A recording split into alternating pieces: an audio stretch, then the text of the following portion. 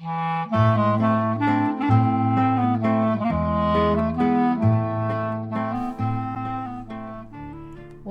to Couples Therapy in 7 Words. I'm your co-host, Judy Alexander, and I'm here with my husband, Dr. Bruce Chalmer. Hello, Judy. Hello, viewers and listeners. Judy, tell folks the wonderfully modest title for today's episode.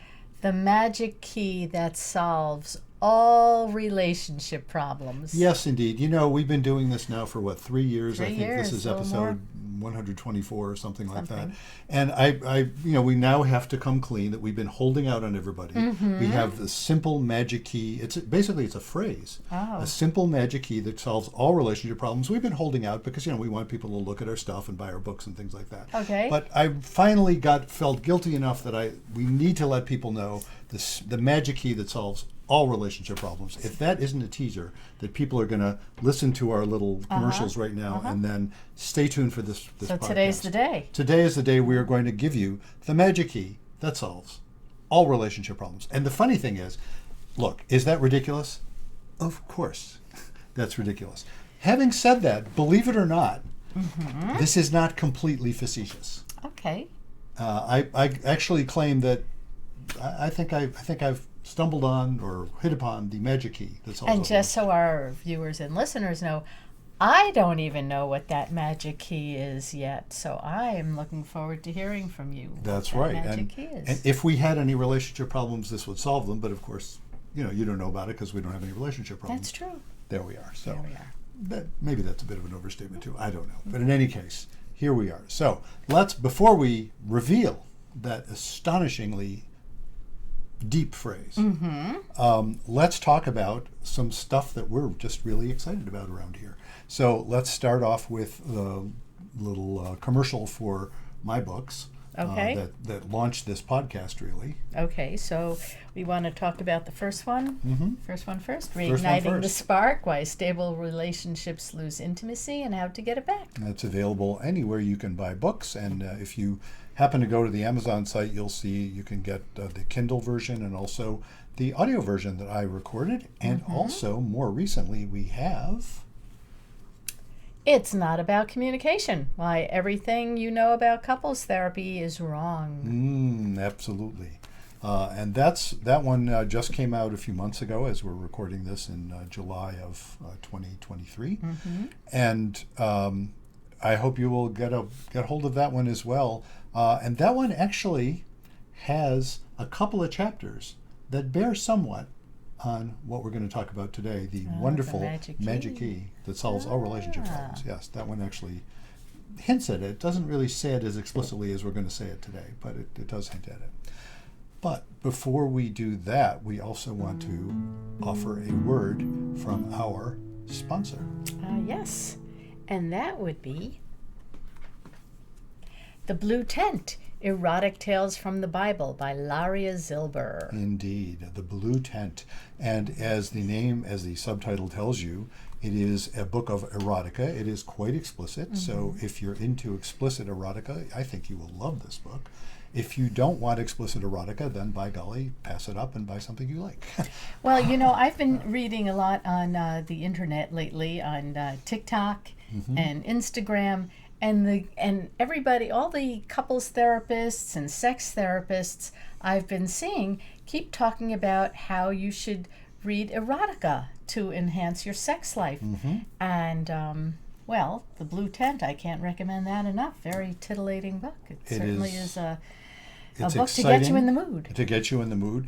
And it's also really intelligent. It's very intelligent. It's not your, schlocky porn. No, exactly. Or your schlocky erotica, which That's true. I've seen a fair amount of as well. This is like, these are worth reading even if you're not trying to get in the mood to have really hot sex. And it's even better if you are. So there you are. And so we do hope you will purchase that and enjoy it. You'll see, if you happen to be watching the video version of this podcast, you'll see floating above our heads when I've edited this, lariazilber.com. That's LARIAZYLBER, lariazilber.com.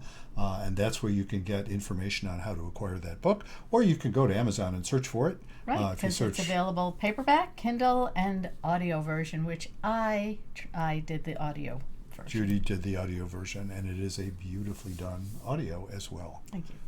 So let's get on with our conversation. So, I suppose you want me to tell you the magic key that solves all relationship problems. I am dying to know what that magic key is since you brought it up. Yes, I feel like we ought to, have a drum roll like they do on those shows when they're, and the winner of Dancing with the Stars is, But I'm going to tell you, I'm just going to come out and tell you, and then it's going to require some explanation, right? Okay. And I'm just going to say it. Rather than anticipating how one might react, I'll go ahead and say it. You notice how I'm... Say it! Say it! That's right. Now you want it. Here it is. The magic key that solves all relationship problems is to have the ability to be mildly annoyed. Let me say that again so that people actually heard that. The magic key that solves all relationship problems, I'll address that in a moment. What, all, really? Yes, it's the ability to be mildly annoyed. To be mildly annoyed or mildly annoying? Well, I think actually that's a good corollary. That's a very good corollary. The willingness to be mildly annoying, that is excellent. I hadn't thought of that. That actually fits with a lot of the stuff that I've talked about in my books about the willingness to raise anxiety. So who's the one that's supposed to be mildly annoyed? All of us have the ability to... I'm not saying we're supposed to be mildly annoyed. I'm saying we have to have the ability to be mildly annoyed. Now, let's parse this a little bit. As opposed to being totally pissed off. Bingo. There you go.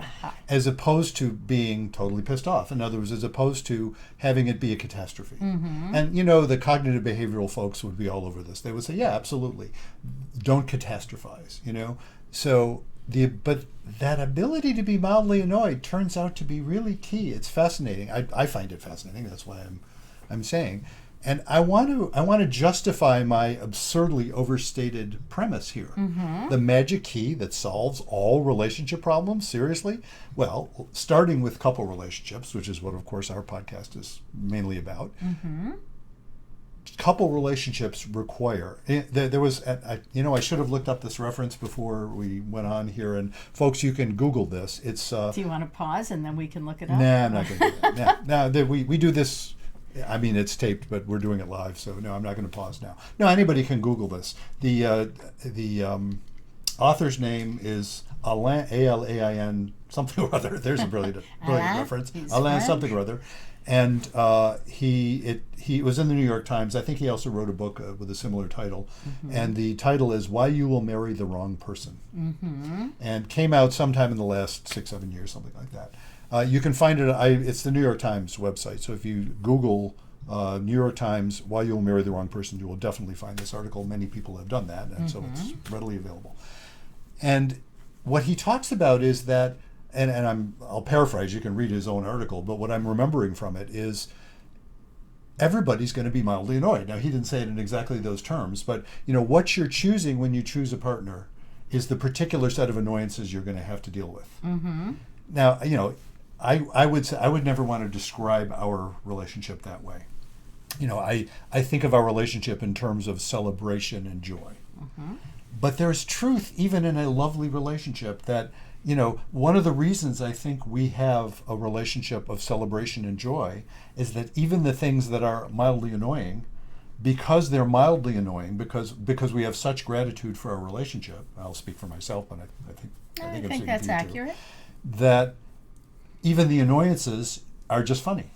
They don't contribute to a narrative of, oh my God, I picked the wrong person. They contribute to a narrative of, oh, isn't that sweet? We have annoyances, even though we just totally love each other and enjoy each other's existence. So, the gratitude part, when that's dominant, the annoyances, it's not that they're not there at all. And I've often said this to you, I'd rather be mildly annoyed by you than not. And of course, so I want to expand it now. Because when I say, I'm being rather grandiose here, aren't I? I'm saying this isn't just about couple relationships, the ability to be mildly annoyed. This is about all relationships. I have said for decades, and since you've known me, you've heard me say this various times, I like being members of a synagogue where they don't do things the way I like it. That idea that says, I should be a little annoyed by what they do, because that's more lively than everything they do is exactly the way I like it. That's true. that sense, politics, oh my God, politics. When we have a system, and we're both old enough to remember lots of ins and outs of the American system. We're going through a really hard time now. Mm-hmm. But, I'm remembering the days of when the Civil Rights Act was up for passage, and how incredibly, the language that was being used on both sides of that, especially on the side of people who were just all about bigotry. Yeah. And so we've been through hard times before. Mm-hmm. What has held us together is that we are seriously annoyed by whoever the opposition is, whichever side of something you're on. But we're seriously annoyed, but we're still feeling like we have a common project. The common project being, we think it's good to live in this kind of system, which means being with people who moderately annoy you. And I remember reading this, and we were talking about this just the other day. Remember, I was saying, where does the word politics come from? Right. Remember the answer to that? Well, yeah, from polis or polity, the Greek. Yeah, and polis means city. It means city, yeah. The idea being that politics is the art of figuring out how to live with and share power with people who are not like you, like in cities. Mm-hmm. Because when you're in cities, there's all kinds of people who come from all over the place. It's not just your own village where everybody's more or less, right, has the same certain values. expectation values. Yeah. Right. So politics is about working with people who moderately annoy you. Mm-hmm. And if they annoy you too much, then political systems break down, and you get violence, and you get fascism, and you get various kinds of systems that would quash anybody who it's not just that they annoy you, you have to exterminate them. I mean, God, we're Jews. We know what that's about. We sure do. Given and not just, unfortunately, not just recent history, particularly the history with the Nazis, but that notion that, oh, you're not just moderately annoying, you're dangerous. We have to exterminate you. Right. And so the art of living with people who moderately annoy you turns out to be a very lively art. And that is the same thing I'm claiming as is true in a couple relationship.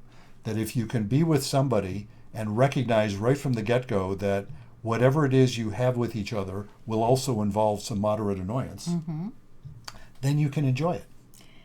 Yeah, well, I think if the mildly annoying part doesn't become too overwhelmingly annoying, right. Then that makes for a good relationship. But if you have somebody that's constantly annoying you, not a good relationship. So so I guess the phrase there is mildly annoying. Mildly or moderately, whatever. Yeah. That and the key there, of course, I'm not at all denying that there are deal breakers. Of course there are deal breakers. Well, nobody's going to get along 100% of the time or agree on everything. Mm-hmm. God knows how boring that would be. Well, isn't that interesting? And as this is a therapist cliche, the stuff that attracts you is also the stuff that annoys you. That's true. And and I've so often pointed that out, to, both men and women this works with. Mm-hmm. Being a cisgendered heterosexual man, I'm thinking, especially for men, but I think you can tell me, I think it works for women too. If you're heterosexual, just that, if you're heterosexual, you're looking for somebody who is going to be different from you in a variety of ways, some of which you find attractive, and others of which you will find, the flip side of the same stuff people find attractive, they will find annoying at times. That's just going to be the case. Yeah, I'm trying to think, who was the author? It was Ann Tyler, and it was one of the Ann authors. One of those famous Ann novelists. Who had a line in one of her novels that what attracts you to your partner in the first place is often what drives you crazy later on. Oh, yeah. And that's why I say that's basically a therapist cliche. Yes. Yeah, that is, and it sort of stands to reason because you're looking for someone who is quite different from yourself. Right.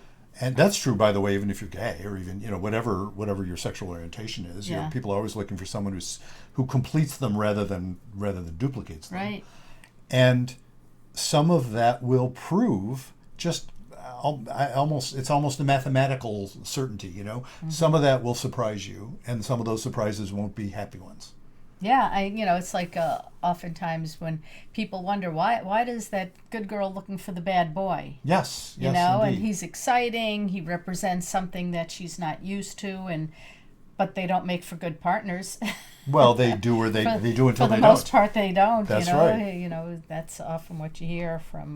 Well, you probably hear it more than I do. Well, sure. Of relationships that don't work out because And- I went with the bad boy, and Yeah. there it happened. And that one, look, there's my favorite thing about stability and intimacy. The thing about, good girl going with bad boy is it's all about intimacy, and there's not much chance of stability. And of course, then the folks who go with stability end up finding themselves feeling sort of dead, either depressed, or they're susceptible to an affair, or as I've often used the metaphor, some like a plant trying to crack the sidewalk. Somebody tries to crack the sidewalk because lack of intimacy becomes destabilizing. So for all of those reasons, you're going to find someone. It's like the guy was saying in that article. You're going to find someone who annoys you. You will quote unquote pick the wrong person, but of course, that doesn't mean that everybody's the right person either. Yeah. It's interesting because I would claim, I say the magic key that solves all relationship problems would be the ability to be mildly annoyed. That even applies when you're getting divorced from someone.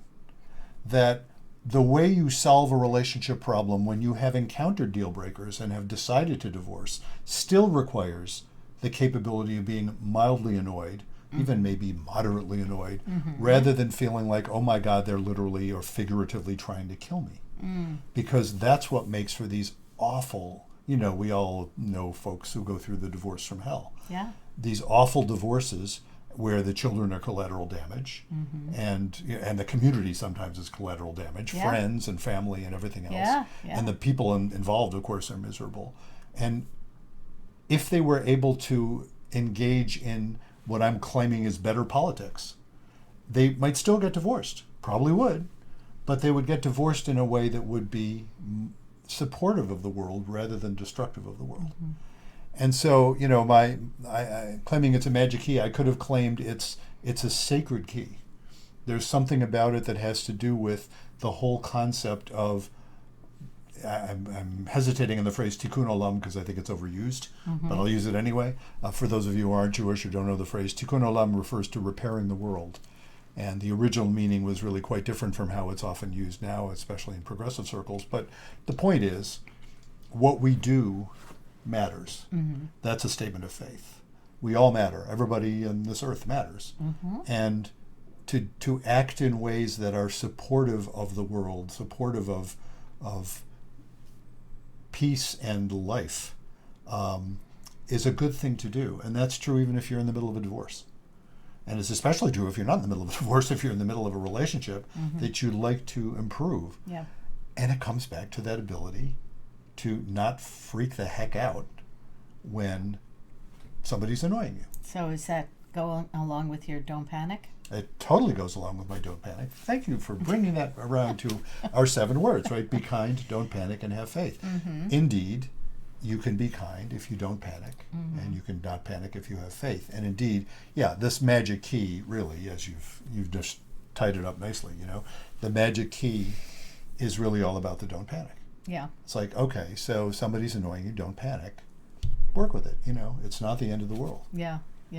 Well, oftentimes the freak out part is what drives both partners crazy. Yes, exactly. And triggers both partners. Yeah. They trigger each other. Yeah. Yeah. Because that does feel dangerous. It's not surprising. So now the question, of course, I would imagine one might ask, when I'm saying something as silly as the magic key that solves all relationship problems, is if that made it easy, right?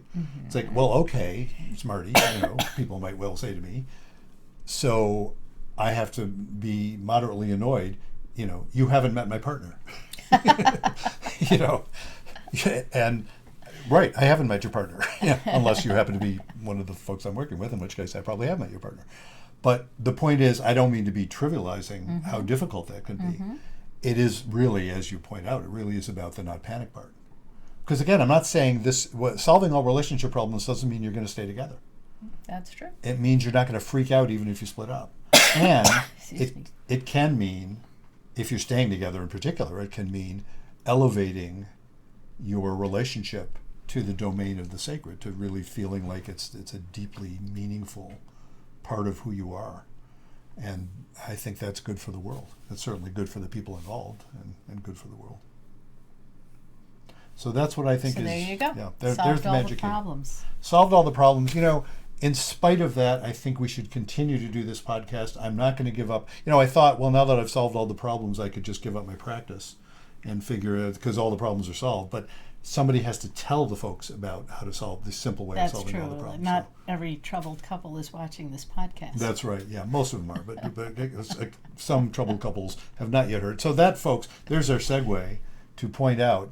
You should let everybody out there, you should let people know about this podcast, which we have just solved all of your problems with. And spread the word and let other people know that there's a. And we can't stop doing it because we've got other guests lined up. That is true, and they're really neat people. So that's Yes, true. they are. I guess we can't stop doing it because we have all these other people who will tell you other stuff that probably will actually help you with your relationship problems as well, in case you don't happen to apply the magic key that solves all relationship problems. That's true. Yes, indeed. So, indeed, tell folks if they would like to suggest guests. Yes. Yeah. Yes, so we do have a bunch of guests lined up in the next few weeks. And if you yourself would like to be a guest on our show, or if you know somebody whom you think will be a wonderful guest, you can go to our website, ctn7.com, and there's a place to fill out being a guest and to schedule a calendar time. And there's also some place to write in a listener question if you have questions that you'd like us to talk about your relationship. CT in 7, that's the numeral 7, don't spell it out. Yeah, ctn7.com. Right. CT, couples therapy in 7.com. Yeah, and actually, if you want to spell the whole thing out, couplestherapyin7words.com, all It'll get there. spelled out. Yep. That'll get there too. We have both of those domain names, the wonders of the things you can do on the internet. And, if you go to that website, you can also sign up for Bruce's newsletter. You have absolutely a can. monthly newsletter that comes out with all kinds of good information and points to ponder and the big question. I think fun stuff. Fun stuff. Yeah, Yeah. it's I write it in a kind of a off the cuff and slightly irreverent style. I And try if- not to be too obscene, but you That's never true. know. And if you sign up for the newsletter, you get a free PDF of one of Bruce's booklets, 7 Words to Jumpstart Your Love Life. Yes, indeed. And you can also, by the way, there's a couple other books that I've written of those booklets. You can find those if you go to ctn7.com. You'll find there's a books tab that'll take you right over to my website where I've listed all my books. And you can get a hold of that one, 7 Words to Jumpstart Your Love Life. There is a paperback version you can buy, and there's a audio version you can buy, and a Kindle version you can buy. But you don't have to buy it. Just sign up for my website, and you'll get the PDF, which is also the same stuff. Of right? that one. But Of if you that want the other books. The other books, You yes, you do should need go to the website. And if you go to the website, you can also find Oh yes, our merch. And if you're watching this, you will see our beautiful mugs in the 11 and 15 ounce sizes with our beautiful logo on one side and our 7-letter motto on the other side. 7 words, yes. 7-word Haven't motto: tried it be in kind, 7 don't letters. panic, and have faith on the other side. Yeah. They make very nice gifts. You can also buy t-shirts and tote bags and also find ways to order the book. Indeed. Books. So let's just put in another word from our sponsor before we go. And our sponsor is The Blue Tent: Erotic Tales from the Bible by Laria Zilber. Yes, indeed. Laria Zilber is a pseudonym. We're not telling exactly who Laria Zilber is, though. You never know what people might guess. They'd probably be right. But leaving aside that, and it is a wonderfully written book of erotic tales, as the Short subtitle stories. says. 10 short stories taken from the Bible. Yep, with a neat little kind of story around it, a narrative around it that sort of wraps it up. That's where the notion of the blue tent comes from, actually. So you can check that out. Available from the Amazon site. That's really where you're going to get a hold of this. And if you go to lariazilber.com, LARIAZYLBER, lariazilber.com, you will get full information. And you can also sign up for Laria's mailing list as well. That's true. And you'll be notified of any new developments because I am told she is working on another book. Ah. So there's another book in the offing, and we will, when it happens, we will certainly let you all know about it. Mm-hmm. And so will she if you sign up for her That's mailing right. list. And so until next time, Remember, be kind don't panic. and have faith.